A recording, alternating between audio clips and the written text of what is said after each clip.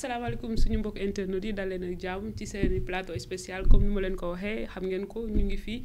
ci période 16 jours d'activisme contre les violences faites aux femmes et aux enfants chaque jour comme ni ñu leen koy waxee Warkha TV di leen di proposer ay contenu allant dans ce sens loolu moo tax tey ñu def fi plateau spécial daal di fi invité suñuy ñaari militante yu active mais ay ndaw yu xarañ macha allah dinañ ñëwaat ci seen présentation pour mën a waxtaanee lii amal solo ak yelleef ndaw ñi tey nag dañuy def am point ci jeunes filles parce qu'on va parler de la santé reproductive des adolescentes et adolescents aussi et jeunes mais également lan moo ci seen ak yelleef lan lañ ci am ak lan lañ ci amul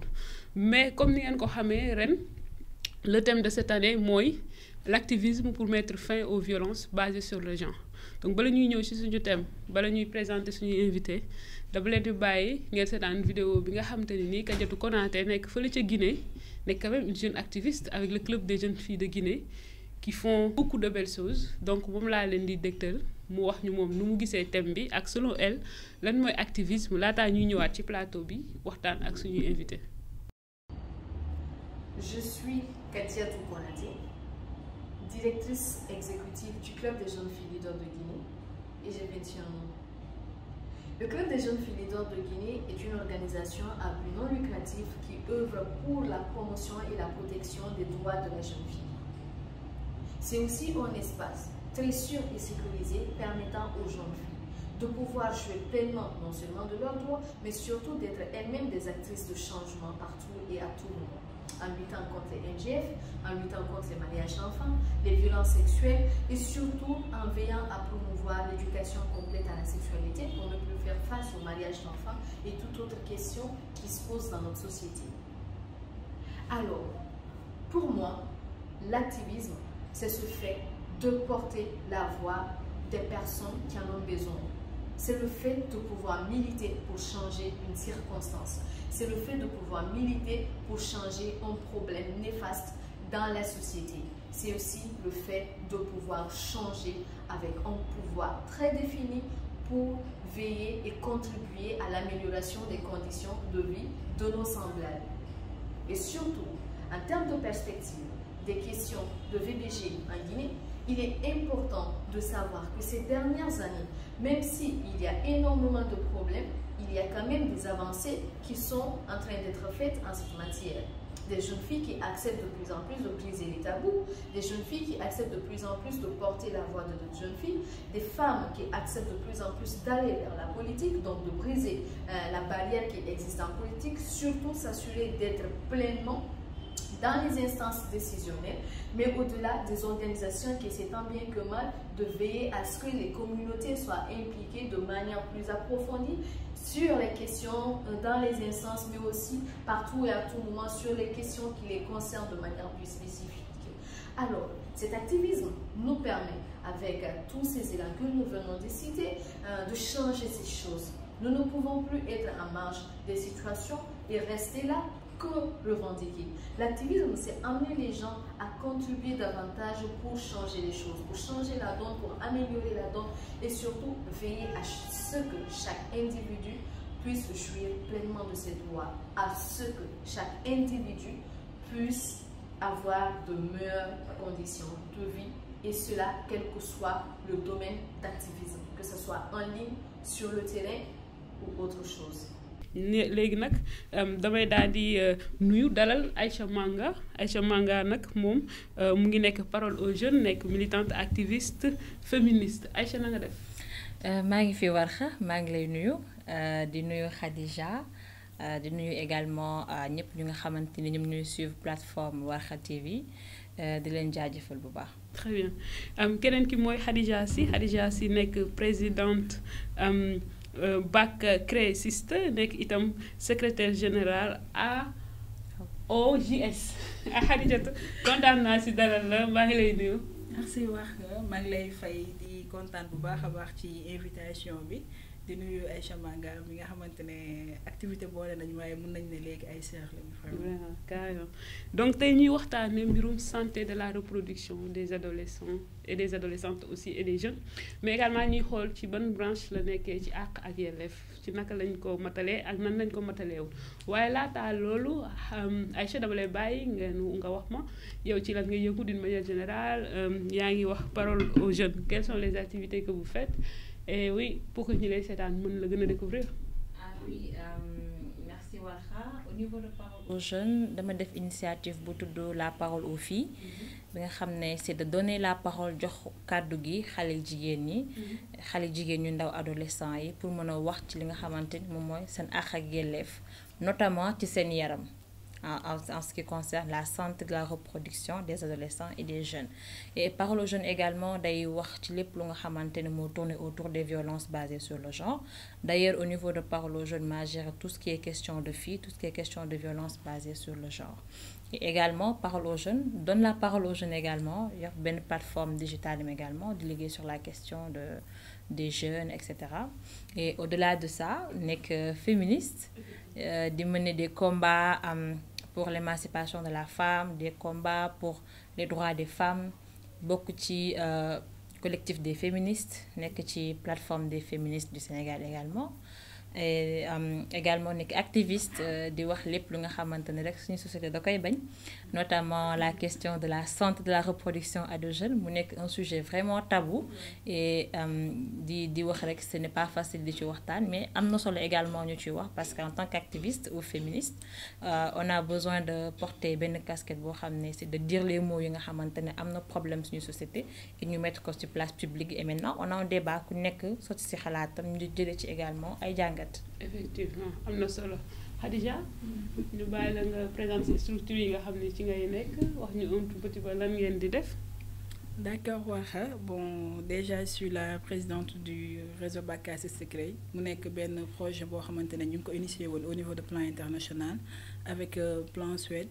On a vu que c'était tellement important au niveau de la banlieue dakaroise on s'est dit pourquoi pas continuer tey projet boobu moom la ñu def mu nekk benn association boo xamante ne au début mun nañ ne jàmm ngeen lañ doon touché Njaaréem Limamoulaye y avait Médina Gounass et Djiddah Thiaroye Kaw mais à l'instant c'est élargi et c'est ouvert à toutes les filles parce que boo déggee déjà c'est créer des systèmes donc tey bi ñu ñëwee ci biir banlieue bi on s'est dit tey dañuy gis ne ay métiers lu mel ne rap lu mel ni defar ay tableau dessin lu mel ni théâtre góor ñi lañ ci doon gën a gis ñu gis ne tey boo nee ci banlieue bi laa dëkk dañ naan moom fecc ak way mooy métier tey dañoo jëloon xale yu jigéen yi nekk ci banlieue bi yëpp ñu ne ñoom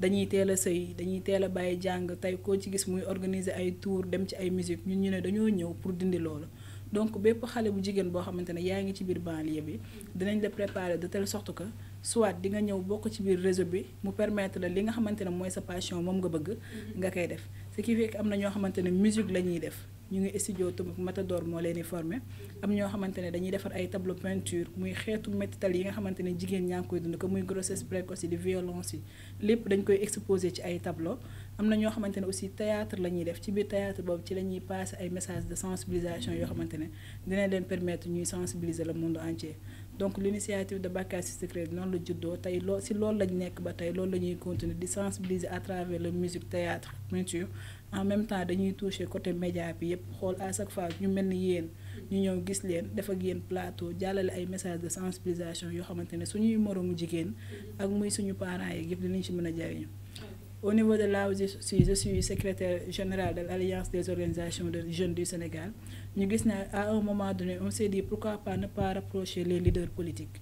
ñu ne tey nañu xool ñooñu nga xamante ne tey ñoo ñuy toogal ci assemblée yi ñooy nekk ci biir commune yi ba nga xamante ne xëy na dinañu mën a yor kàddu peut-être autorités yi nga xam ñu ngi ci commune bi ñu jaar ci ñooñu xool nañ lañ leen rapprocher ba jéem a waxtaan ak ñoom pour ñoom aussi ñuy soutenir jigéen ñi nga xamante ne ñu ngi ci commune yi pour seen ay ak yelleef ñu mën koo matale je pense que alliance bi ci initiative boobu la juddoo tey mën nañ ne tout le temps ñu ngi ak autorités yi di waxtaan ak ñoom di discuter di xool nan la ñuy def ba avancer.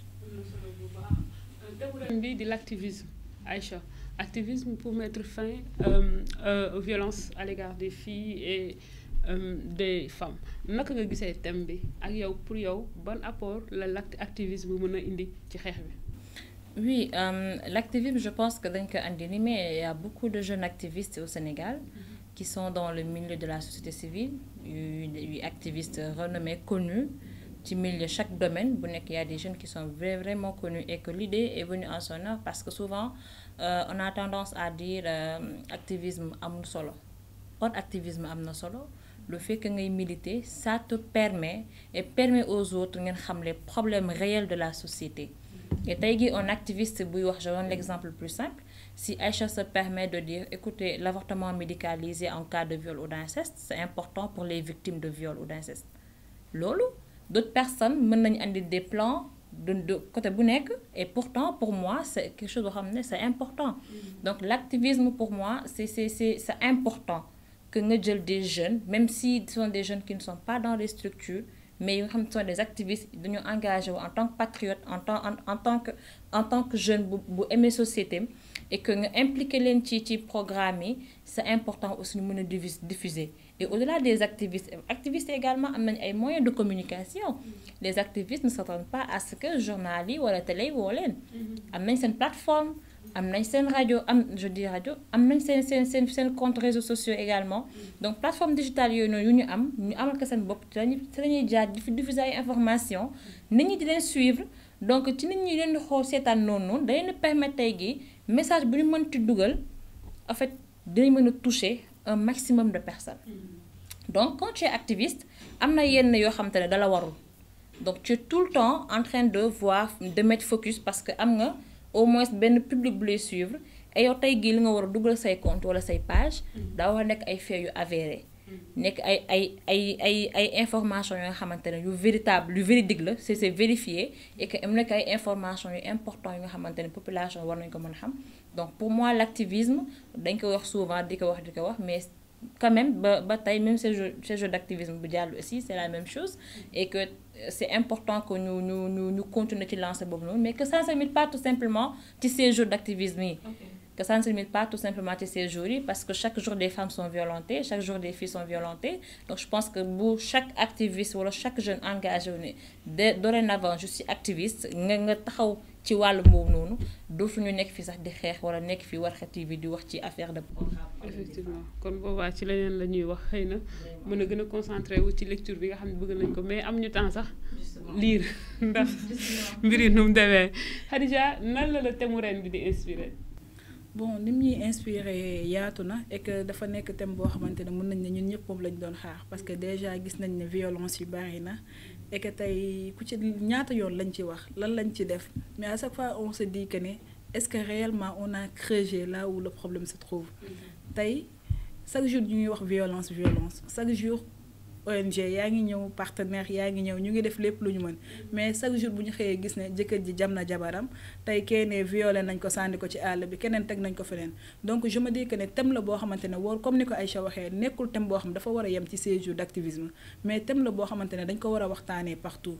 parce que it violé nañ ko yàq nañ ko daf fi war a jeex te li tax mu jeexu mooy ñun ñi nga xamante ne ñoo koy cause ñun ñoo ko war a xeex pour mu jóge fi donc na nekk thème boo xamante ne ba mu yem ci ces jours d'activisme yi ci ni ma ko gisee na nekk loo xamante ne chaque jour dañ ko wax a teg di ci waxtaan parce que daf ci war a jóge parce que ñëpp ñoo am bànneexu war a am bànneexu dund. Carrément donc comme ni ngeen ko cette année ci seen première émission bi ñu revenir woon ci parce que ces jours d'activisme rek ça veut dire que xumute gi yëpp activisme la kon tey bu ñu mettre en avant les activistes que nous sommes toutes nga xam ne tout le temps ñu ngi ci terrain bi xaaruñu période bi pour manifester wu keroog bi ñuy def suñuy suñuy marche du ñu xaar période des fois parce que nit ñi dañuy foog ni sax ay action de réaction la alors que du loolu mais yenn saa yi bu yenn ñaawte fi amee dañuy bëgg a yëngatu pour dénoncer yëngatu pour que sax suñuy autorités yi dégguñu mais également yéen ci seen yëngatu d'une manière beaucoup plus spécifique gis nañu da ngeen di wax lu bari ci wàllu santé de la reproduction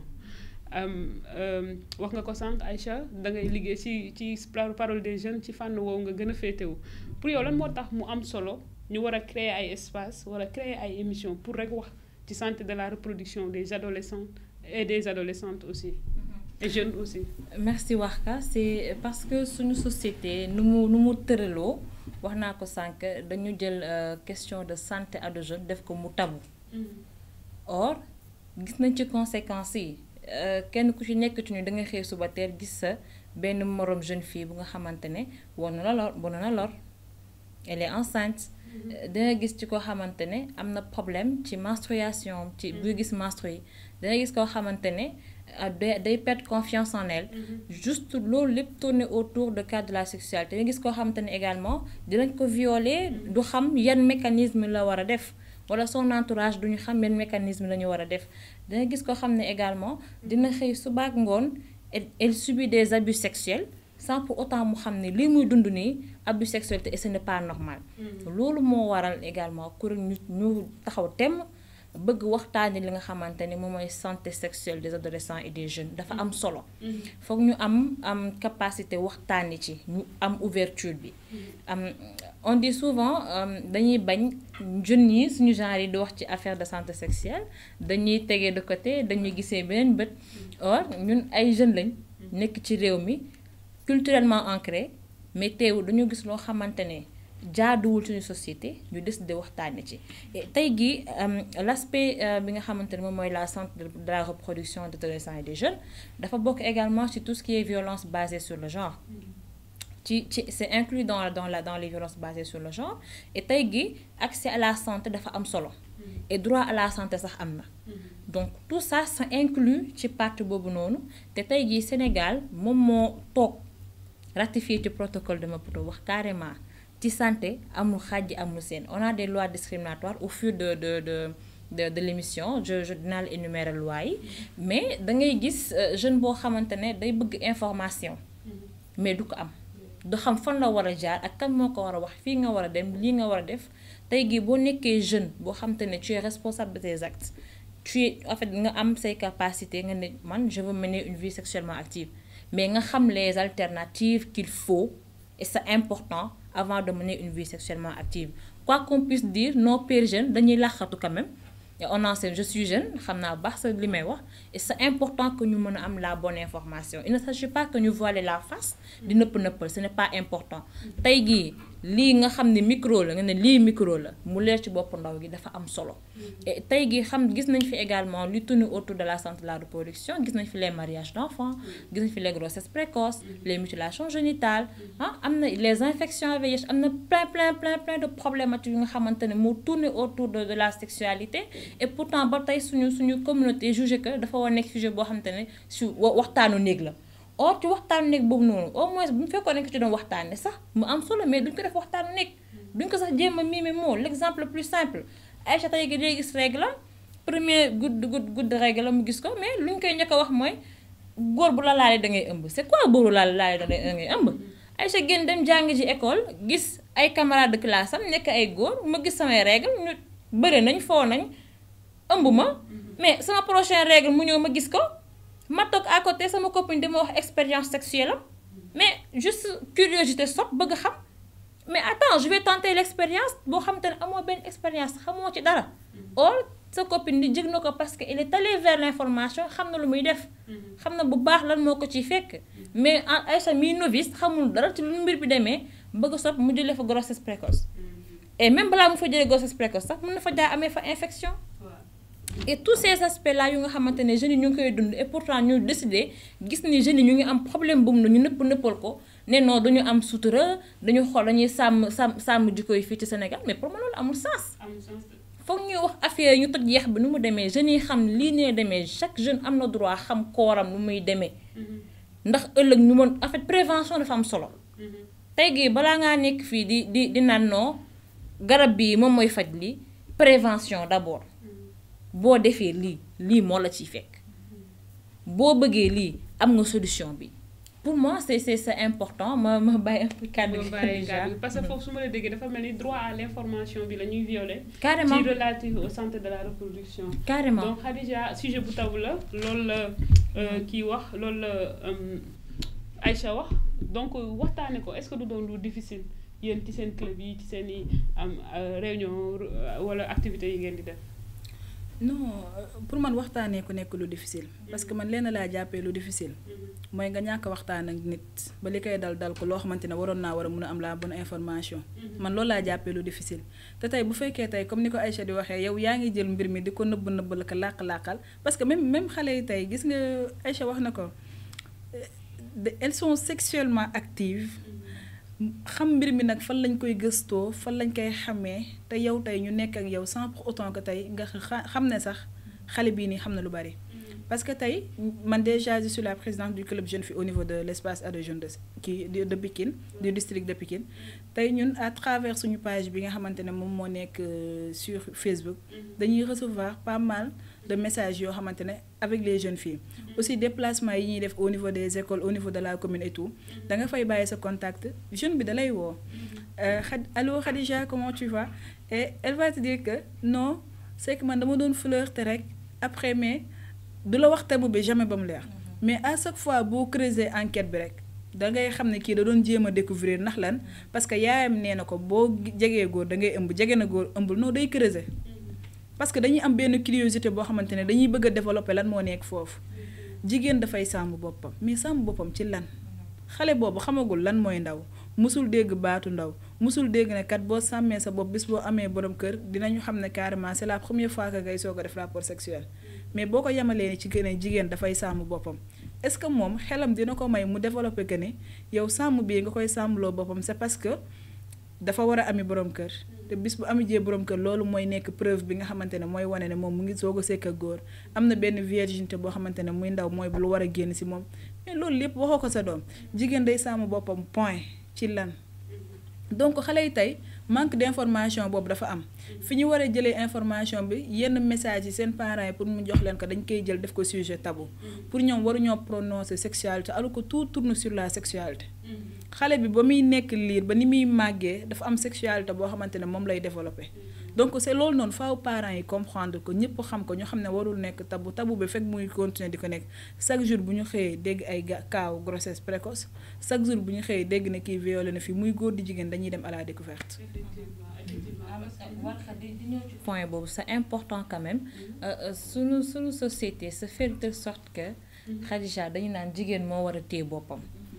et quand il y a cas de grossesse dama ne ma dis pas que ku jigéen ki moo ëmbal boppam c'est ça la question importante qu'il faut se poser donc je pense que tey gii nu ngi naan jigéen na téye na sàmm boppam et de la même manière suñu culture noonu la ñu war a yaree góor ñi aussi ñu sàmm seen bopp parce que une fille qui se retrouve qui s'est trouvée am grossesse et xam na l'auteur de grossesse mais tout le problème ci bopp ku jigéen ki lañ koy teg et le garçon dans tout ça ki nga xamante ne moo waral tey gii ovule bi mu fekkoon de n'est-ce pas Khadija ku war ovule bi fekkoon de mais qu'en est-il de sa responsabilité et tey gi responsabilité lañ jël teg ko ci ndodd kenn ku jigéen ki ne la yow da nga war a sàmm sa bopp da nga war a téye sa bopp mais góor ki aussi dafa war a sàmm boppam téye boppam de la même manière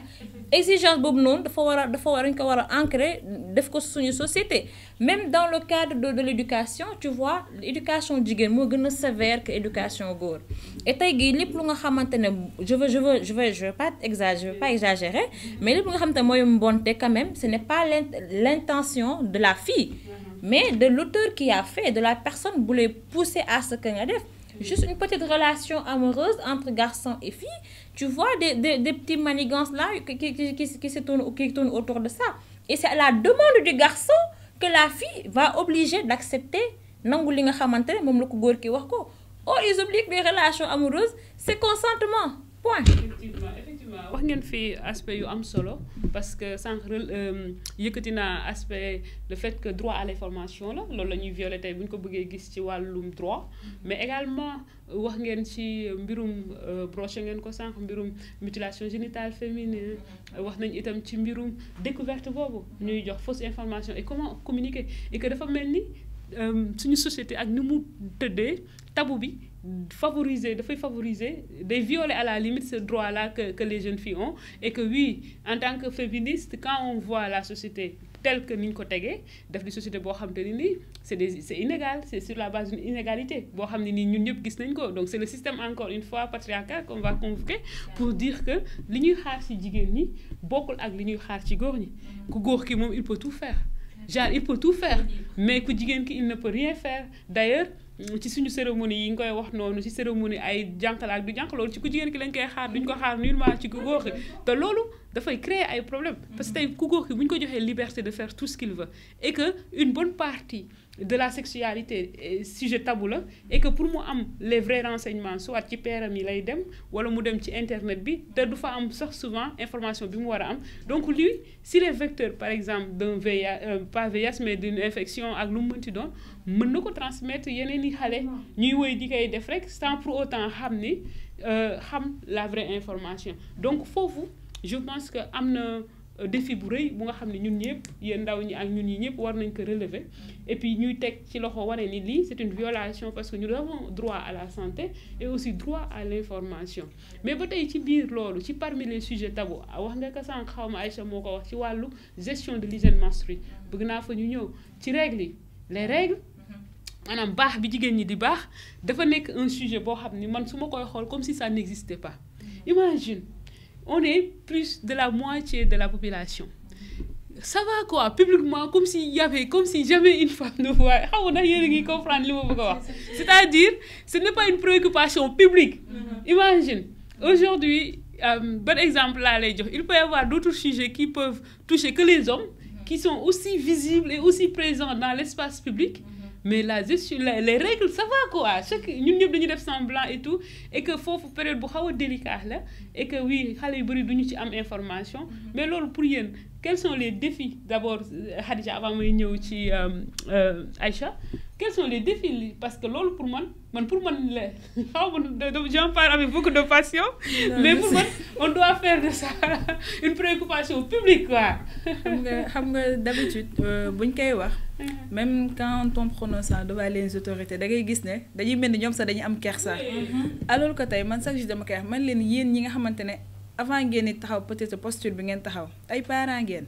bu fekkee yéen buñ ko waxee da leen di déranger tey xale bi nga xam mu ngi ci kër kon tey xam ne carrément lii nii nekkul loo xamante ne dañ ko war a wax mu jëm ci kaw donc tey je me dis que ne tey responsabilité parents yu bari la seen doom bu ñu demee sax jàngi ñu gis seen ay règles ñu ñibbisi war a toog benn 5 jours duñ jàngi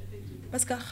jàngaluñ leen ñu xam ne que ni lii lu normal la ci ñoom bu dul woon lu normal du nekk chaque weer mu ñëw ak bu tardé sax ñu naan la demal gis médecin parce que loo xamante ne yàlla suñu borom moo ñu ko bindee la mu nekk lu normal loo xamante ne forcément dañ koy dund donc nag li nga xamante ne dafa nekk lu normal ci muy sa doom ak ci ku mënti doon ci yow loolu dafa nekk loo xamante ne force yow da nga war a nekk loo xam da nga koy gëstu am ci ay connaissance xam ko kii nii kat lii nii nan lay nekkee ak moom ak nan la ci war a mun a taxawee bu ko dalee parce que tey ñun dañuy déplacé wu ñu dem ci biir école yi mais bu ñu yegsee du ñu génne sax góor ñu dañuy toog waxtaan ak muy góor di jigéen ñu xamal leen que ne ñii seen ay sœur lañ règle yi nga xamante ne moom la ñuy faral di gis parfois mu leen di arrivé ci biir école bi nekk loo xamante ne tey bu leen dalee wala mu tâche ci ñoom da ngeen leen a war a reetaan wala dafa war a am benn vision bu ngeen leen war a xoolee mënoon nañ leen génne salle bi parce que ay mbiru jigéen la mais daf leen a concerné moo tax ñu bàyyi leen fi lii lu normal la ci ñoom loo xamante ne daf leen a war a dal ñuy ñëw di jàng ci du yàgg bañ jox leen ci billet d'entrée école parce que du feebar parce que ñun man ki nga gi xamante ne sax da ngay am yenn règle d'urologie je te dis carrément va à l'hôpital du feebar ce n'est pas une maladie c'est quelque chose qui est normal demal nga wut ay calmant donc demal nga jéem a xool nan ngay calmer woo nga dem defi say cours que mu lay empêcher nga def say cours soo nekkee école nii ngay utiliser sa serviette hygiénique jàngal leen méthode yi nga xamante ne sax moom nga koy sàndee de telle sorte que dina la permettre au lieu ngay am serviette hygiénique bi yépp muy nekk sa loxo di bari mais benn partie bu ndaw nga ci am boo xamante ne di nga ko mën a laxas def ko ci mbuus parce que ñun jàpp nañ ne c'est normal mais tey c'est normal boobu ñi ko def tabu moo bari parce que tey bu ñu xamoon ne c'est normal les autorités man à chaque fois dama leen di interpeller dama leen ci may jaam nee naa leen ñoom ñooy njëkk a taxaw dugg ci biir école yépp teg fa ay serviette hygiénique mu disponible fa mais loolu nekkul loo xamante ne dafa war a manquer ci biir école yi tey ñu gis ne tey boo xoolee école yu ci bari jigéen ñee fa ëpp mais seen besoin bi nga xamante ne daf leen di dal chaque weer seen besoin bi nga xamante ne tey bu leen dalee amul école booy dem ba yëkkati billet d'entrée jox la xale yi bañ na ko ba ku ci bëgg a daw jàng sax comme Khadija da nga naan sama biir day metti parce que tey amul lenn loo xamante ne tey mën na leen kaa prouver dès l'instant que nga leen di retenir dès l'instant que joxoo leen billet d'entrée mais jëlal serviette hygiénique yooyu dafa war a disponible ci école yi dañoo war a am toilettes séparées yoo xamante ne xam nañ ne jigéen ñi fii la ñuy dem góor ñi fii la ñuy dem de telle sorte que jigéen ñi bu ñu bëggee changer du ñu sonn mais tey loolu noonu yëpp ndox yi ci toilette di amuñu ko da ngay dem benn école fekk toilette mur yi toilette dafa daanu da ngay dem toilette di salte de telle sorte que ñu naan la xale yee ko tinimal ñoo ko def nii du raison parce que tey dafa nekk besoin boo xamante ne c'est naturel dafa nekk loo xamante ne pour man les premières priorités yi nga xamante ne moom la ñu war a régler fépp foo xamante ne jigéen daf fay nekk loolu daf ci bokk lu normal la lu nekk si ñun donc man à chaque fois su ma koy wax dama koy waxee parfois xol boo xamante ne parce que déjà damay nekk ci bërëb yu bari yoo xamante ne je me dis que ni tey lii nii su ma daloon donc fii nii awma benn moyen kon ce qui veut dire ñi fi dal ñu nekk fi amuñu benn moyen boo xam ne noonu la ñuy changé woo ñu bëgg koo jël nag def ko tabu ci loo xamante ne tey mun nañ ci dund feebar yu baree bari loo xamante ne mun na dem sax ba tere ñu am doom kon loolu warul nekk loo xam dañ ko war a banaliser nii def ko ni benn mouchoir boo xam dañ koy boxoñ sànni. Effectivement, parce que c'est des questions féminines qui nous concernent et qui ne concernent que les femmes. C'est pour ça que peut-être nous reléguer au second plan. Ça, c'est la féministe qui parle. Mais encore mieux, on dit la disponibilité de l'eau, la disponibilité des serviettes hygiéniques. Mais d'une manière générale, comparaison, c'est vite fait. Là, souvent, programme dit qu'on a appuyé les préservatifs, les serviettes hygiéniques. Mais même dans les hôtels. Tu imagines, même dans les hôtels, dañu la jox lépp boo duggee def naa fu nekk mais foo mënti dem ci àdduna laa la wax ma la Sénégal rek di nga dugg lu ne dinañ la ko jox brosse à dents peñe sax dina nekk ci package bi ñu la fay bàyyi mais jamais tu verras benn serviette tu vois serviette hygiénique et que oui même dans les toilettes certainement si yeneen structures c'est pas genré toilette genré ça veut dire que sax nga mën fa teg benn genre serviette boo xam ne ku jigéen ki nga xam ne lii dab na ka du sàggante parce que xam na am na ay irrégularité am na ay ñoo xam ne yenn événements yi dafay déclencher yenn yi mais loolu yëpp c'est parce que c'est pas visible moo tax man la il faut que ñu def ko une préoccupation publique si activisme bi aussi jàppoo ni war nañ ko ci dugal gën a teg foofu am solo la war xa waaw lu am solo la man pour man règle moo nekk la chose la plus merveilleuse qui soit arrivée à la femme mais malheureusement suñu société ñoo ko jëlee d'une façon boo xamante ne c'est extraordinaire c'est désolant femme bu gis règle c'est sa capacité juste à procréer c'est tout ça veut dire tout simplement qu'elle n'a pas été fécondée et que loolu moo waral sang bi de couler et que ils doivent pas donner en fait permettre à ces filles là ñuy bañ seen règle quoi c'est dans ton corps sa yaram la c'est normal lépp lu nekk sa yaram en fait aime-toi toi-même foofu la confiance en soi ak l'estime de soi amee solo parce que tey gii la jeune fille bi nga xamante ne day gis règle la mu perturbé xamul lu muy def loolu c'est marquant et c'est touchant dañ koy négliger dans nos sociétés et l'activisme c'est important tey gii ni boo gisee ñu lay wax ay affaire de accès à l'eau l'accès aux serviettes hygiéniques et tout l'une des personnes m'a dit non tout ce qui est gratuit peut-être du baax mais attends tout à l'heure wax nga ko ci affaire de préservatif tey gii si Aïcha bu soxla préservatif elle peut appeler oui dina comme à Gogo elle n'a même pas besoin d'acheter pour ça mais qu'en est-il des serviettes hygiéniques fuñ ci toll c'est vrai certains de nos ministères yëngu nañ tuuti dem nañ joxe gratuitement dem mais pour man loo xamante ne dafay andi pérennisation c'est important parce que chaque mois jigéen day gis mbaax en cas de force majeure soit nga tomber enceinte soit nga am retard de règle loolu kese la et pour moi c'est normal nga am en fait c'est comme chaque jour quand on dit da ngay ndékki da ngay añ da ngay reer que ravitaillement wu c'est important ce n'est pas uniquement de manger mais ravitaillement wu serviette hygiénique pour moi c'est important ñu mettre ko à la disponibilité des filles et aussi le en fait l'accompagnement qui va avec parce que tey gii sa première menstruation su faussé le reste day faussé parce que tey gii on a souvent tendance à avoir une jeune fille qui peut garder serviette hygiénique am toute la journée et xamul elle ne sait pas pour moom tant que mu ngi tenir rek ça va dina dem serviette hygiénique mën ko charger chaque 4 heures en plus ça dépend même ci flux justement chaque 4 heures et en plus ça dépend également ci flux bi nga am en plus les moyens qu'il faut moi je dis souvent Aïcha si elle a ses règles moi je me change 8 fois par jour c'est dans ma tête en fait je me dis chaque instant war naa mën a changer sama serviette hygiénique et maintenant à la place de la personne ki nga xamante ne amul la possibilité de s'acheter benn serviette hygiénique en plus baaxu serviette hygiénique bi aussi donc frais bi ñuy def ci serviette hygiénique bi bu ñu def ci les préservatifs là avec les programmes et tout bu ñu ko defoon ci serviette hygiénique tey gi benn jigéen du jooy et aussi les médicaments qui vont accompagner les calmants qui vont accompagner les règles douloureuses également. C'est important, il faut qu'on en parle. Encore qu'il faut aller à l'hôpital apparemment si c'est tellement douloureux parce que c'est normal. Alors qu'on nous promettait, on nous disait tous, en tout cas nous quand on était jeunes, on nous disait oui, vous avez c'est mais pas j'ai vrai. vu des copines qui se sont mariées et que ça n'a pas réglé le problème. Du tout. Mais autre chose, j'ai découvert récemment, creusé au goumako, mais gis naa récemment ñu ni ma couche yi ñuy coucher xale yi yu 100 francs yi am na ñu koy dagg si digg bi di ko utiliser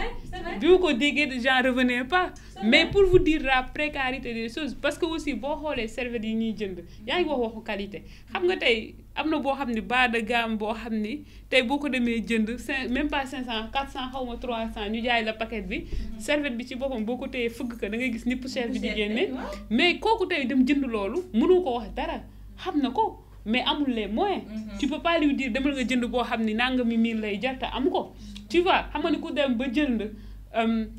couche xale bu 100 francs dag ko ci digg bi pour mën ko utiliser 2 fois tu vois mais si je l'ai vu mais je n'ai rien compris pour vous dire que peut-être problème de moyens la wala problème de banalisation là aussi parce que à défaut de ne pas avoir la bonne information on peut juste se dire qu'il faut juste quelque chose pour calmer pour qui quoi pour bloquer affaire bi rek lu mu mënti doon baax na alors que foofu c'est une zone sensible comme ni ngeen ko xamee et que vraiment war nañ ci gën a mën a protéger mais également ci yeneen surtout ci violence yi relative à la santé sexuelle on a parlé un tout petit peu des mutilations génitales féminines bari na fi bariwul xam nañ ni Sénégal jël na ay dispositifs sur le plan juridique yépp pour dakkal ka fi mais seetlu nañ ni c'est une pratique qui existe que mu nekk Dakar mu nekk ailleurs c'est toujours une pratique qui existe alors que li ñu yaakaaroon ci yu bari ci ay gëm-gëm gis nañ ni demewul noonu daal est-ce que yéen a ngi continuer di sensibiliser ci yooyu am déet. ñu ngi continuer di ci sensibiliser parce que comme ni nga ko waxee rek c'est une pratique qui existe toujours. nekk na loo xamante ne tey nit ñaa ngi continuer di ko def. parce que avant-hier même j'ai discuté avec une femme mu ne ma de toute façon man def naa ko. te ba tey gisuma complication. ma ne ko gisagoo.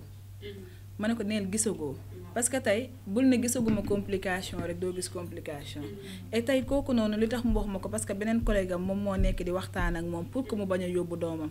tey dalay leen tey kooku def na mu ngi bëgg a yóbbu doomam peut-être xam na ñeneen ak ñeneen ñoo xamante ne dañuy def man je me dis que voir même les images man daf may sonal. waxuma la ak nag tey nit ki war koo dund war koo def parce que boo gisee ñi nga xamante ne tey ñoom ñoo ko dund da ngay sentir que ne y a un traumatisme boo xamante ne mu ngi des ci ñoom ba tey buñ koy sax expliquer parce que am na loo xamante ne man déjà jàpp naa ne xol sax waru koo war a mun a nangu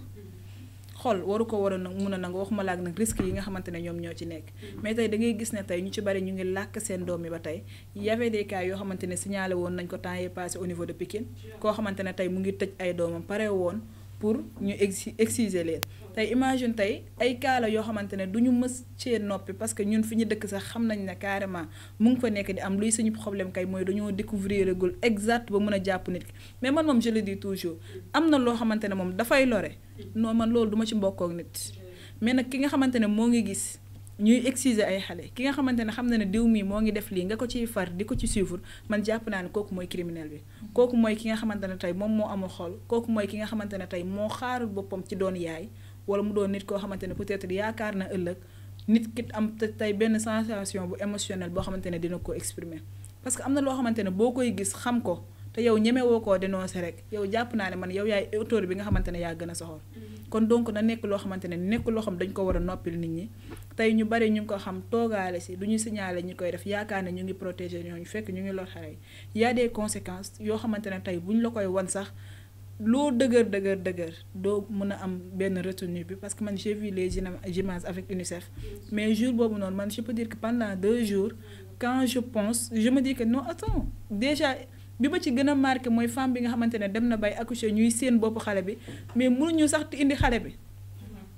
alors que mu ngi def tous les efforts yi mu mën image boobu noonu dafa nekk image boo xam ne à chaque fois qu'on parle des mutilations génitales daf may marqué et ça me touche énormément ce qui fait que man du ma mës a noppi di ci sensibiliser te ku ma am njort ne sax yow mii xam nga sax ku koy def dama lay rapprocher chaque jour di ci waxtaan ak yow parce que gis naa ko xam naa douleur bi ci nekk gis naa koo xamante ne dund na ko waxtaan naa ak moom te xam naa ne ba tey ji malgré tous les suivis psychologues yi nga xamante ne am na ko mu ngi des ak traumatisme boo xamante ne mu ngi ko topp ba tey ba ñemewul sax jege góor. wallaay am na solo Aïcha c'est dramatique alors que Oui, c'est le système encore une fois. Souvent, les gens se plaignent de notre engagement par rapport à ces questions-là. Or, c'est parce que l'on nous dit qu'elle n'est pas encore. On l'a vu de nos propres yeux. Moi, la question des mutilations génitales féminines, depuis 2012, là, et c'est à partir de 2012 là commencé à engager. Et avant 2012 même, j'étais en train déjà de m'engager sur ça. Et en fait, ce sont des questions, des aspects les femmes le vivent. Moi, je me dis, pourquoi enlever l'organe qui donne du plaisir sexuel à la femme? Donc, je ne peux pas comprendre. Je ne peux pas comprendre ça. Et la jouissance, c'est des deux côtés. Du côté de l'homme comme du côté de la femme. Au Sénégal, la religion. La religion, en matière de sexualité, ce rapport toi entre toi et ta femme, de femme solo. C'est très très important. Jouissance, sa partenaire femme d'abord. Mais en fait, c'est une construction sociale. Ça fait de telle sorte que tout ce qui est bien fait, c'est juste nous octroyer à l'homme. Et qu'en est-il de la femme? Qu'en est-il de la femme dans tout ça? La loi sur la question des mutilations génitales, depuis 99, c'est 99-05, 29 janvier 99, nous n'y que des lam. Qu'est-ce qui en manque? Moi, je me dis que dans manque de volonté politique. Parce que nous voter loi, c'est pour telle cible, nous continuer chaque jour de mutiler les filles. Après, tu vois? Tu en parles même, tu vas voir derrière les messages de le menacer, gratuitement comme ça, parce que dans le et tu vas voir en fait, excusez-moi, des autres hommes, parce que les gens qui te disent que excisé, mais au nom de quoi? Et toutes ces conséquences-là que ces femmes-là sont en train de subir à cause des mutilations génitales féminines, je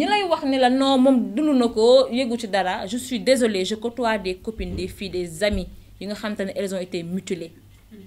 Et chaque fois quand elles subissent des rapports sexuels avec leur mari, et infection, et tu vas trouver un homme tellement, je veux dire, méchant. À travers l'infection, tu vas avoir des rapports sexuels forcés avec ta femme parce que tu dis c'est devoir conjugal. Mais tu as droit à ça. Mais ce n'est pas possible avec la mentalité de nos hommes sénégalais par rapport à ces questions-là. Et aujourd'hui, c'est comme si le corps de la femme utilisé comme juste ben maillon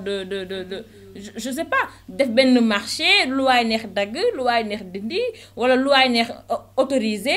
c'est pas possible. C'est pas possible. Parce que da ngay xol ci partie bi nga xamni ñu la ci corps humain, corps de la femme. Partie bi rek moy partie bi nga xamni c'est exclusivement consacré au plaisir, ñu dag ka. Ça c'est le patriarcat qui s'exprime ainsi. Quand je parle du féminisme pratique, c'est parce que je me dis ci manifestation au système bi do ko gis. C'est des actes. C'est des réalités, c'est des valeurs socioculturelles. Yo xamni ni do ko gis mais ci jëfin yi la. Légui nak xamna ni sujet bu sensible la, sujet bu metti la parce que dafa xawa laal touti ci suñuy gëm-gëm. Mais itam budé ay nit rek lañ war nañu japp ni ci suñu culture aada ak cosaan amna lu ci baax mais itam amna lu ci bon. Di nga dégg ñun ni la ci suuf commentaire wala d'autres ay tubaab lañ dañ ki nangam non parce que mbir la bu ko xamni biñu xolé ba xol gis nañ ci lu muy jur ci jafe-jafe jëmale ko ci jigéen si moo ëpp frigidité da koy jur dafay jur ay fistule obstétricale dafay jur ay yeneen ak yeneen yoo xam ne nii ku jigéen ki moo ci am lu ko metti war xa bu gën a simple mooy tey jii da ngay nekk jeune duñ la wax yow en tant que femme ce qu'il faut pour sa vie sexuelle duñ la ko waxtaanee nga am borom kër nga sëy maintenant sa borom kër il s'attend à ce que que tu sois jouer le rôle de professionnel de sexe. Genre nga xam toutes les positions qui sont valides ci rapport sexuel. Et nga xam les plaisirs sexuels de l'homme. Mais qu'en est-il de l'homme pour connaître les plaisirs sexuels de la femme? Pour décortiquer le corps de la femme pour xam ne kii lii moo koy andil mu yëg boppam. Que tey jii daanu gi ñu mas noonu gi ñu daanoon door ko. lay doon mais pas man kese ma daanu ko et l'aspect des mutilations génitales aussi day cause problème nit ki nu mu yëgee bànneexu ba kanam y a des hommes qui réprimandent leurs femmes à cause de ça mais en réalité c'est parce que ñoo la gën a xam ne elles ont été mutilées et moi ce que je ne comprends pas le pourquoi ñoom ñu xam ne elles sont mutilées et membrane bu ñuy génnee moom moo nekk système de plaisir buy accorder plaisir à la femme et que tey gi ils s'attendent à ce que tey gi bu yuuxoo kee yuux non frigidité boobu noonu c'est important aussi avec les filles qui ont été mutilées et qui sont des survivantes de mutilations génitales féminines et qu'aujourd'hui on ose toog fii di wax ci loolu wax ci Warkha TV c'est parce que tout simplement on a des amis yu ko dund et tey gii ñu ngi vivre les conséquences et nous sommes vraiment désolés sur ça de la wax ñu ngi leen octroyer notre plus grand soutien te xam ni le combat nous allons le mener à leur place dañ ko wax ci place yëpp qu'il faut et puis que il y a encore de l'espoir parce que am na ay système de réparation yoo xam ni am na ay docteurs yu ko qui peuvent dire que ça peut faire beaucoup de mal mais dañuy yem toujours ci même registre bi à peu près di waxtaanee waat li ñuy tuddee mariage précoce parce que toujours dans à peu près la même perspective marier une personne précocement mais d'une façon aussi forcée loolu itam ci violation yi ñuy teg jigéen ñi di ko teg surtout xale yi jigéen ñi la yooyu itam est-ce que yéen a ngi ciy waxtaan ñu ngi ciy waxtaan mais boo xoolee waxtaan bi li tax mënul neex balaa askan wi dañu jàppale mun nañ ne état bi moo njëkkut a jàppale parce que déjà imagine avec la loi bi nga xamante ne tey dañ ne jigéen ñi mën nañu marier à partir de 16 ans alors que l'homme à partir de 18 ans où est l'égalité tey au ministère de la santé n'est-ce pas ñoom dañuy wax ne au moins on parle de 18 ans jëm kaw ñu soog a xalaat que ni xale bi am na état de santé boo xamante ne war nañu war a mun a njort que ni mun na jël grossesse du am problème donc imagine tey yow soo ñëwee nga teg loi boo xamante ne nga ne kooku mën na marier à partir de 16 ans kan mooy takk jabaram 16 ans di la xaaral mu am 18 ans pour nekk ci bon état pour pratiquer rapport sexuel donc tey dafa am loo xamante ne tey ñi nga xamante ne ñooñu ci war a jàppale pour que waxtaan bi mën a neex ñooñu déjà ñoo ci jàppul mun nañ ne tey ñooñu ñoom ñoo encourager mariage précoce yi nga xamante ne ñoom ñooy am parce que tey am na loo xamante ne dangay nangu ne mën a nga jëm ci wut solution ñu mën a avancer jàll ci kanam kon côté boobu ñoom war nañoo xoolaat seen toogaay mais aussi dafa am responsabilité bu yaatoo yaatu boo xamante ne dafay revenir ci biir famille yi fi nga xamante ne fa la ñuy takkee sëy yi fi nga xamante ne fa la ñuy mayee xale bi tey man jàpp naa ne waajur bu nekk waajur nga et que doom ji nga xamante ne yaa ko ëmb juróom-ñeenti weer wasin ko waru la jaaxal ba nga naan comme que dafa të dama koy maye parce que tey ñoom ñu ci bari boo ñëwee danaañ la voilà comme que moom dafa dëgër bopp moo ngi dem ci xale yu góor yi moo ngi def nii balaa mu ma fii teg gàcce ma maye ko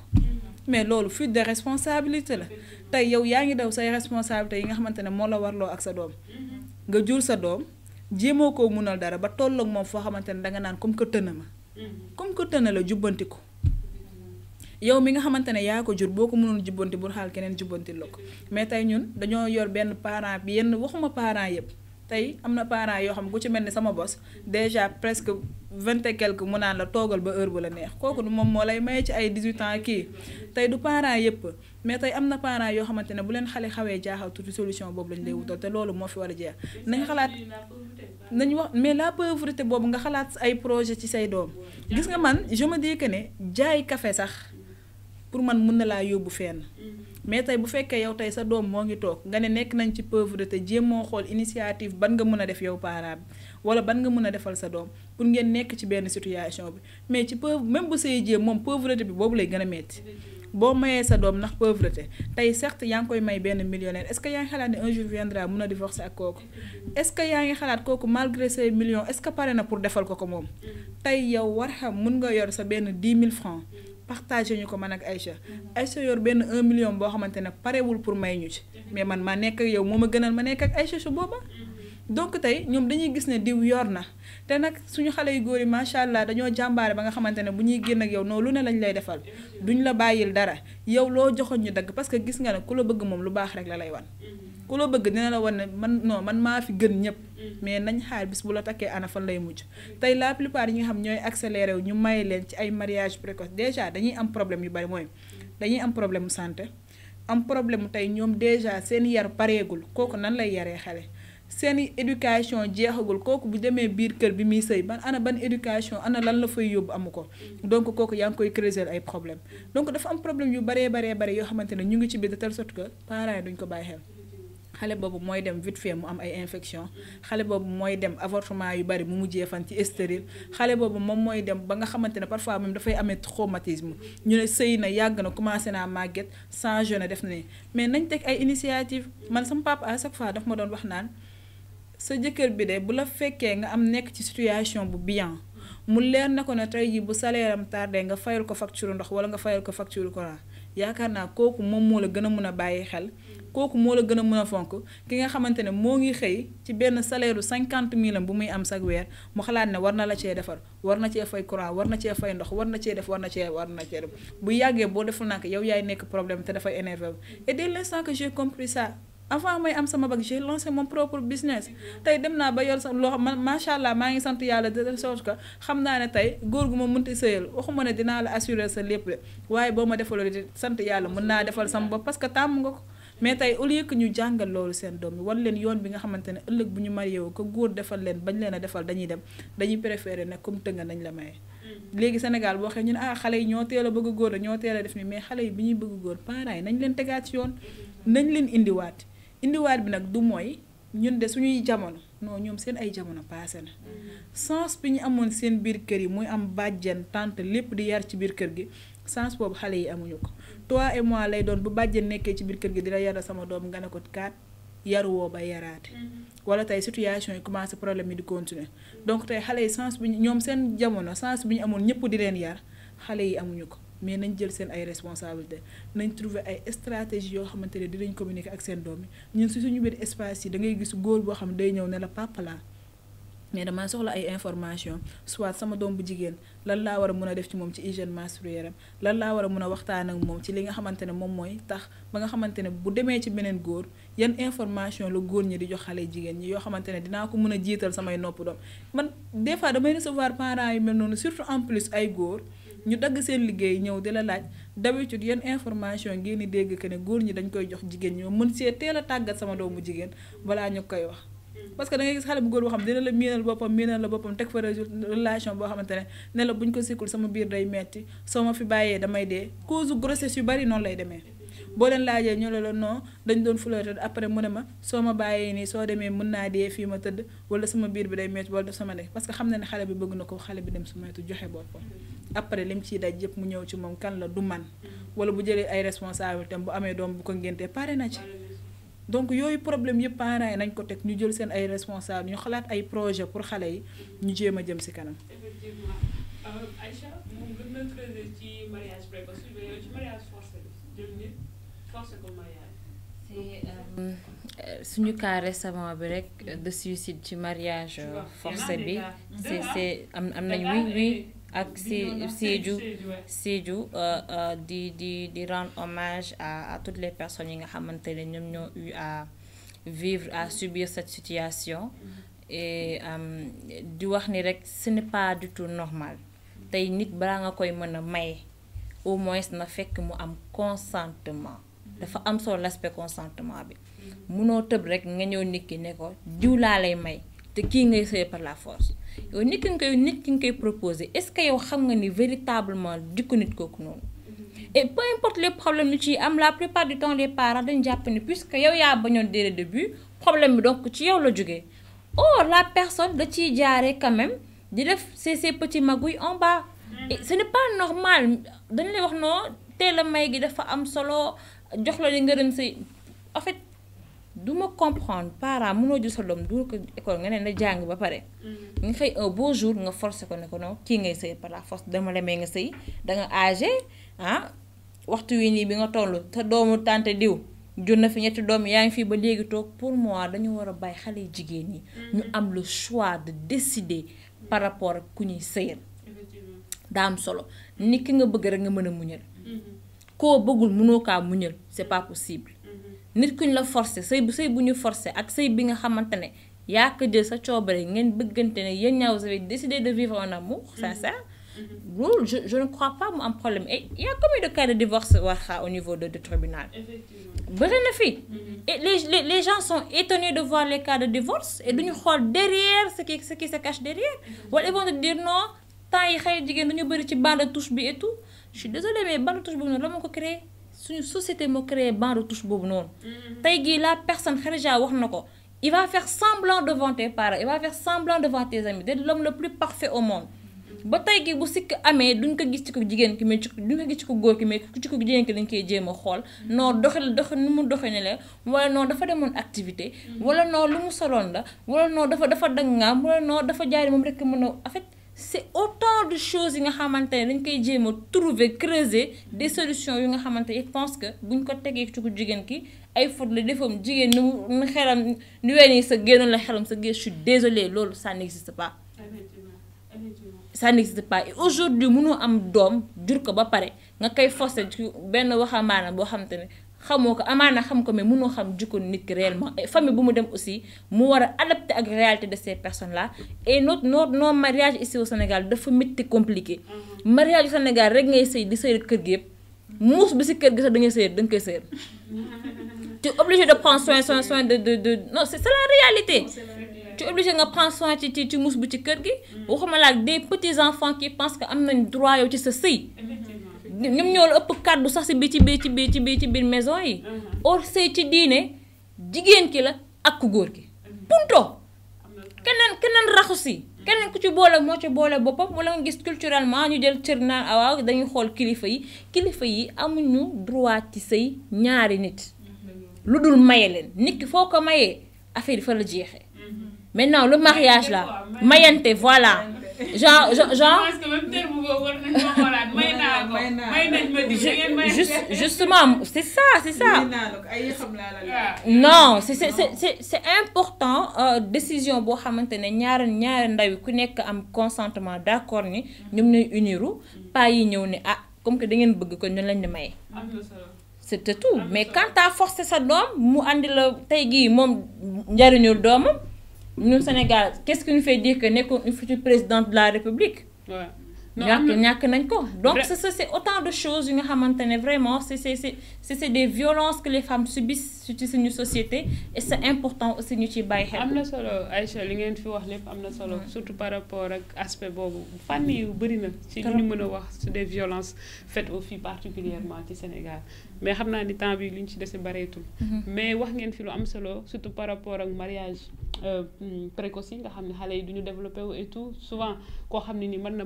ko mam sax moy ñew ñu may ka ci ni dañuy top ay coloré wala ma takkoon nangam je le rappelle encore l'idée ce n'est pas vraiment de ŋàññi culture qui que ce soit on dit juste que ni day nekk yoo xam ne nii dafay freiner ku jigéen ki beneen bi di mariage forcé wax nga ko am na ñaari nit ñu nga xam ne dañoo dem xaru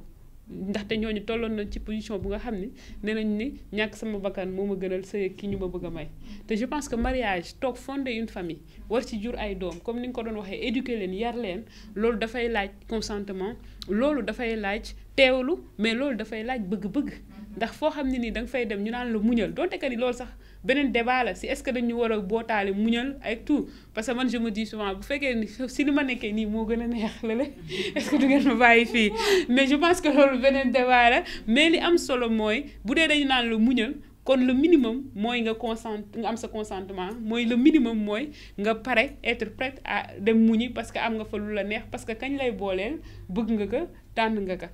vite fait mooy doon la dernière question parce que wax nañ consentement sama xel dem ci viol yi au Sénégal on a récemment criminalisé le viol mais chaque jour nga dégg mbirum viol fii ci Sénégal pédophilie bi aussi mu ngi ci suñu zone yi mu ngi un peu partout parce que c'est une pratique qui existe un peu partout des fois on va dire oui la banlieue oui parce que nous sommes vulnérables parce que certains disent aussi que la pauvreté c'est la mère de tous les vices mais c'est aussi une réalité c'est toute autre personne si beneen classe sociale boo fa mën a nekk bëgg naa ngeen wax ma seen xalaat ci viol bi ak pédophilie bi te xam naa ni foofu la ñuy jeexalee malheureusement parce que le temps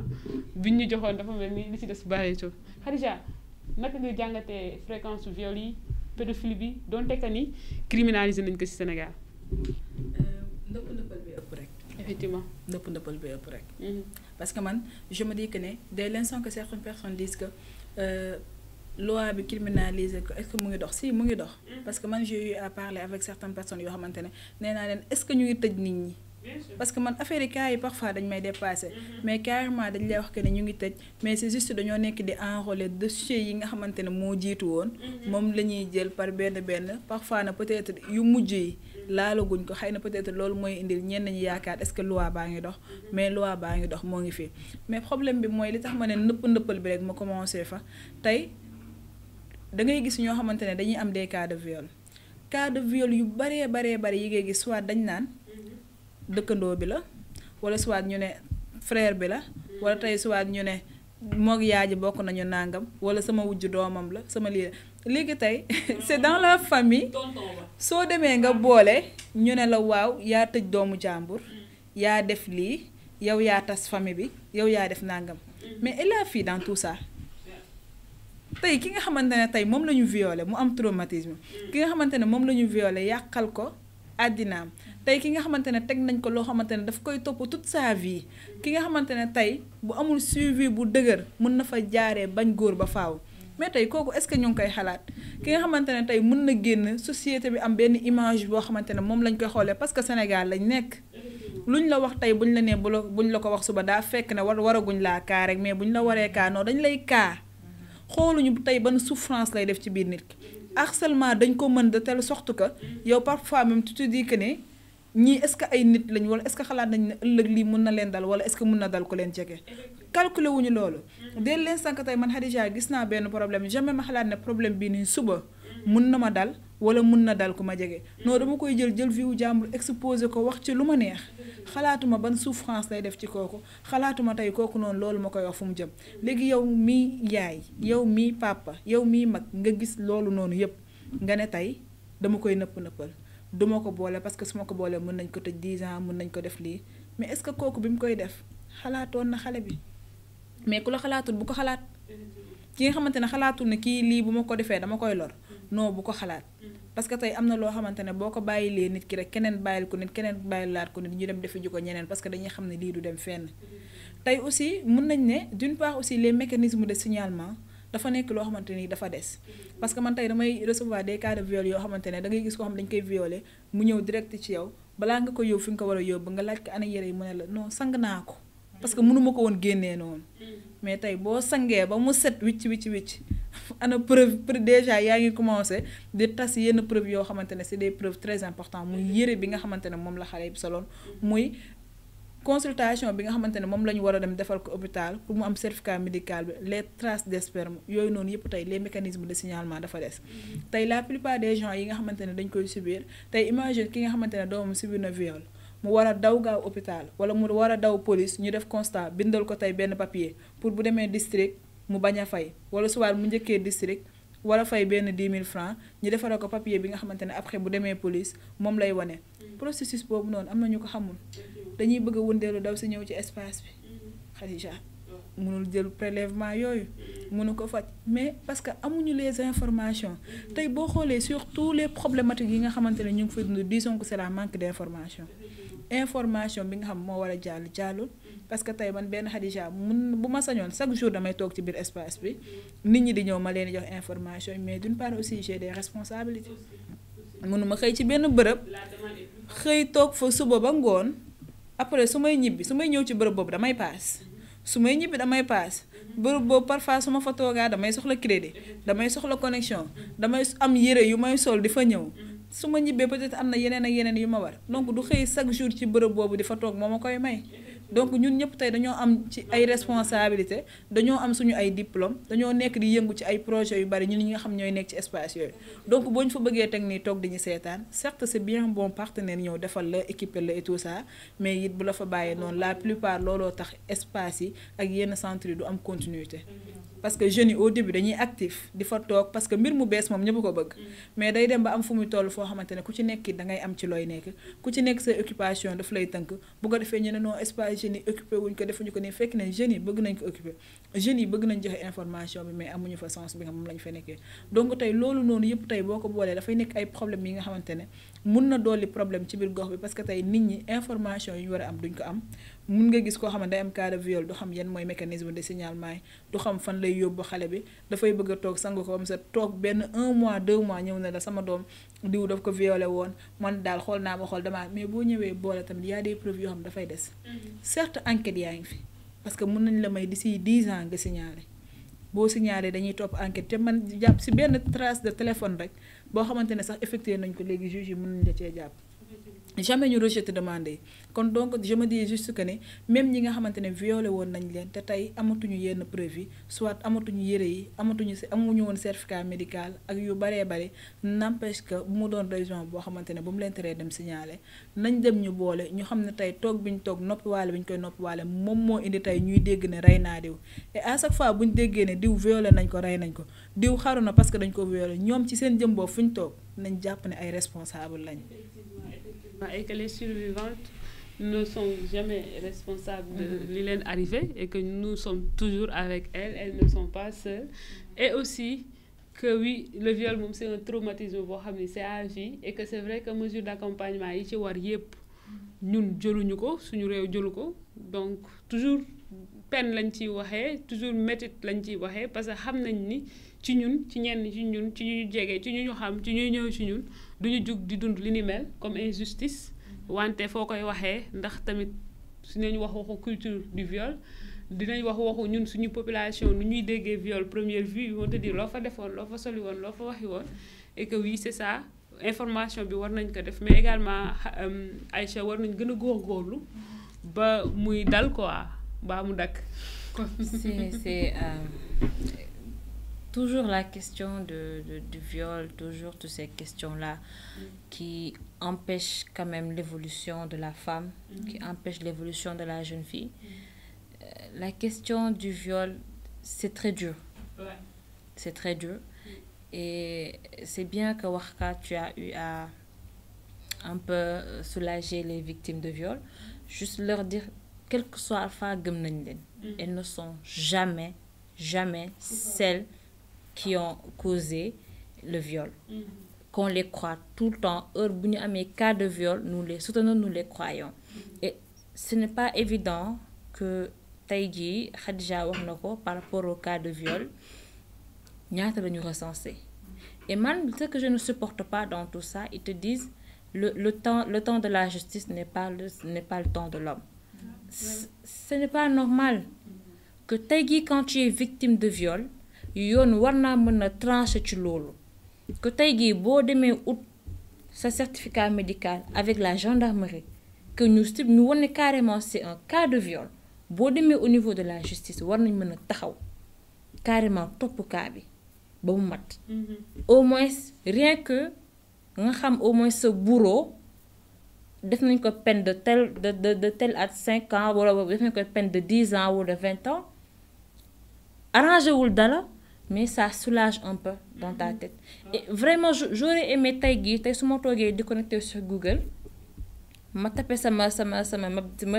juste pédophile ou violeur. Je suis man ci sama situation géographique, je sais ah ma samba mi nek fi violeur la wala ma dem mi nek fi pédophile la. Ce sont ces aspects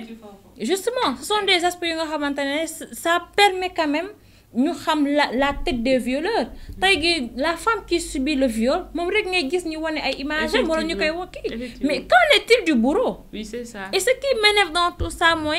la loi de l'avocat commis d'office. Ouais. Et c'est à la victime d'aller chercher son avocat pour me défendre par rapport à ce cas-là. Or, maman n'est que victime. Ouais. Et ce sont des aspects c'est des facteurs bloquants. Carrément, en fait, tout ça, c'est un système de patriarcat qui nous bouffe, qui nous pompe notre air, mais on en a marre de ces aspects-là. C'est effectivement la ça. Fille qui a été victime de viol, la première des choses encore, le moussalon, le faudon def, bonne heure là, mais attendez, juste pour dire aux gens, dis un viol, tant que tu es en vie, tu es et tu resteras toujours un potentiel victime. Toujours tu resteras un potentiel victime. Ben roxé yaakaar na fi ni viol mom ay mbirum xamuko mais quand elle a été victime de ça, elle a compris que yeufi genn sa kër dem ci boutique sax tu peux être victime de viol et ça c'est important que les parents sensibilisation bobu non l'aspect bobu non c'est important que ñu bay xel ci sen entourage yi. On en a vraiment besoin de ça te dafa am solo. Amna solo bu baax. Buñ fi togg suba di lim ben par ben di wax du fi jóge mais japp naa ni heure bi jeex na mais suma déggee li ngeen di wax xam naa ni il est important pour survivante en tout cas yi am kàttan te mën ko itam ñu jàpp ni dénoncer lu baax la parce que le silence moom ne profite qu'aux coupables mais également si elle décide malgré tout ça aussi de ne rien dire parce que aussi dénoncer c'est avoir aussi les moyens de pouvoir dire ñu gëm la les moyens de xam fi nga koy waxi jee suñu amul information fu ñu jëm les moyens aussi de pouvoir supporter lii ñëw après est-ce que sur le plan juridique dinaa mën di yéeg ak a ñëw est-ce que dinaa mën di dem ak a ñëw li nit ñi di jàpp ci man sama image sama réputation est-ce que tollu naa fu nga xam ni mën naa am naa kàttanu supporter loolu yépp bu nee waaw mu dénoncer moo tax it yenn saa yi di nga gis ay survivantes de viol yu ni la oui je sais j'ai été victime comme ça mais je ne peux pas dénoncer su boobaa itam ñun ñu accompagner leen ci seen silence yooyu rek xool est-ce que am na ay prise en charge surtout sur le plan psychologique yu ñu mën defal leen dina metti mais bu dee loolu la choisir parce que amul le choix. mais attends même la dénonciation c'est confidentiel. oui peu importe y a la une manière possibilité. mais peu importe la manière de dénoncer. tey que muy ci médecin bi ngay dem muy au niveau de la police tey muy AEMO l'AGS et tout fépp foo dem rek ci sutura la ñuy waxtaanee ak yow ci sutura lañ la koy lijjantilee et que dafay nekk loo xamante ne tey nekk loo xam dañ koy fësal. bu fësee ci yow la. waaw mais bu demee ba procès am ci. su fekk demee ba procès am ci su boobaa d'accord nañ mais du nekk ba tey loo xamante ne dañ koy exposer trop parce que tey xam nga bu demee ba procès am ci rek dafay nekk soit mu nekkoon viol boo xamante ne peut-être c'est connu par tous foofu mën nañ jàpp ne xëy na bu ñu demee procès ñaka xamoon ñooñu noonu ñëpp dinañ ñëw mais juste pour ñi nga xamante ne tey subir nañ ko te peut-être bëgguñu ñu bari xam seen auteur mën nañ ko enquête lijjanti ko ba procès bi ñëw sans pour autant que mu nekk loo xamante ne dafay fës ba ñëpp xam ko xam nga tey la plupart des gens qui ne dénoncent pas parce que ñoo ngi sóoraale que ni su ma dénoncé benn Aïcha dina ko xam benn Warxa dina ko xam àdduna ñi ma xamanul woon ñëpp dinañ ma xamal du àdduna ñi la xamalul woon ñëpp ñoo lay xamal dafa nekk benn poids boo xamante ne dafay apaiser wu dafay deñ ci yow sans pour autant que sax fi nga xalaat ne fa lay yegg mu yegg fa effectivement donc tey man j'encourage vraiment ñi nga xamante ne tey ñoom ñëpp ñu ngi toog ñu xam ne mën nañu dénoncer dans la confidentialité ñi nga xamante ne xam nañu sax ay parce que tey am nañu benn cas récemment bu ñuy wax au niveau de Guinaw Rail koo xamante ne dafay toog rek uuf xale yi chaque jour nit ñi di ko romb di ko gis duñu wax dara fan la ñu mujjee benn xale bu am 7 ans la violé imagine tey ñooñu c'est des cas yoo xam nit ñi xamoon nañ ko ragal nañoo dénoncer même tey boo demee si biir gox yi bàjjenu gox yi sax boo demee am nañu ay numéro vert yoo xamante ne ñoom mën nañ la wooteel fi ñu toog la ñuy toog dinañu signaler bu auteur bi nga xamante ne moom mooy def yenn yi ci biir gox bi dinañ ko jàpp sans pour autant que ñu xam parce que yoon moo leen may képp koo xamante ne yéen a ngi koy gis muy def loo xamante ne du lu baax jàpp leen ko ngeen yóbbu ko mais si bu ngeen ko ëppee doole loolu yoon la moom loolu moom yoon la kon lii tamit c'est une information qui rassure et que oui mooy li ma waxoon rek wax bëggoon naa wax aussi Diourbel te temps yi passé bi waa AGS di def seen journée bi wax xam ne nañ ni am na ay décision yu génn yoo xam ne ñooñu dañ leen accusé woon de viol et que dem nañ ba tranché ba tëj leen ay 10 ans ba appliquer cette nouvelle loi donc Diourbel am nañ fa benn cas xawma ñaari cas xëy na exeegul Dakar loolu itam di ouf de soulagement parce que depuis lors dégguñu woon lenn ndax am na ay décisions juridiques yoo xam ne appliqué nañ cette nouvelle loi oui ça existe mais nekkagul ci région de Dakar et ça soulage et nous espérons aussi que ci ces jours d'activisme yi bari ñu cee génn sax dinañu amaat yeneen décision yoo xam ne noonu lay demee donc c'était tout hein ces internautes cette émission spéciale jeexu na on en a énormément de choses à dire en tout cas ñu ngi remercier aussi bu baax a baax wax TV loolu moom mënuñu jóg te dañ ko def parce que it gis nañu yaatal bi mu yaatal et que tey xam na cause bi li ci nekk xam na problématique yi nga xamante ne ndaw yi moom la ñuy dund chaque jour tout le temps du sonn détail mu ngi ci donc côté boobu moom je dis pas Khadija ni Aïcha mais monde entier ñoom ñooy wax merci à Warkha TV di la encourager te di ñaan képp koo xamante ne yaa ngi ci réew mi te jàpp ne war nga cee war a mun a def dara nga ñëw def ci sa wàll parce que it li ngay def ni am na ñoo xam ñoo la ci waroon jiitu te defuñu ko ba tey nga ñëw def ko. Ah, merci Warkha, non mais ce qu'elle dit c'est tellement vrai. Am ben plateforme bi nga xamantene ça parle spécifiquement des questions qui touchent à la femme. Pour moi c'est extraordinaire tay gi mëno ko am fenen. et c'est des moments phares yi nga xamante ne genre yu mel ni Aïcha yu mel ni Khadija c'est l'occasion pour elle ñoo toog waxtaan di dire carrément les combats qu'elle mène dans la société et di tout haut li nga xamante ne moom la ñuy dund seen biir communauté et vraiment merci beaucoup Warkha